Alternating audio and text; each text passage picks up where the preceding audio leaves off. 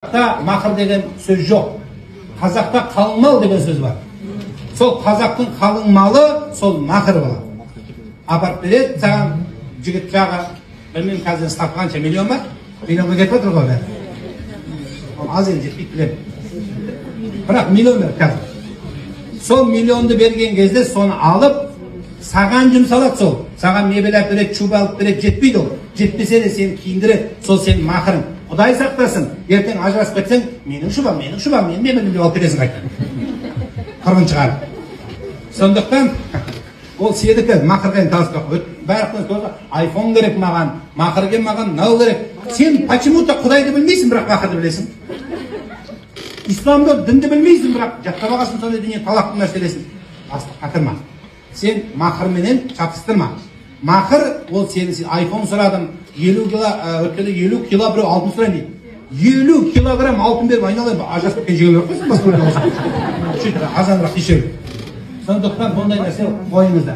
700 мың теңге сұраймын, 800 мың теңге сұраймын деген бұл дұрыс нәрсе емес. Молда некенің үстіне мақыр айтса да, айтпаса да неке қиылып кете береді. Түсіндіріп беру уәжіп дәрежесінде. Бірақ мақыр берілуі парыз, берілу. Келінге сыйлық берілуі. Мәселе осы. Ал енді тұрып алып менің мақырым бар еді деп, қазақ дәстүрінде өзіңіз елестеп көрші. Абай атамыз Ділдә анамызға үйленген кезде, тарихта бар ма Ділдә анамызға мақыр берді деген? Абылайқайыр хан атамыз Батима анамызға үйленгенде, хан Абылай Күнімжан анамызға некелескенде, Қаздауысты Қазбекұлы Тайтемір анамызды алған кезде, мақыр берді деген сөз бар ма біздің қазақ тарихында? Мақырға бір жақсы семіз түйе берді деген. Жоқ ондай сөз. Енді бір өткенде бір қыз осыны айтсам, салғыласып менімен. Бұл деген дейді, ажырасып кетсем, менің деймін, ойбай, сен тимей жатып ажырасып өліп отырған қандай адам сен? Сен бір тиіп алсайшы, сен аламай алмаймай, еще вопрос.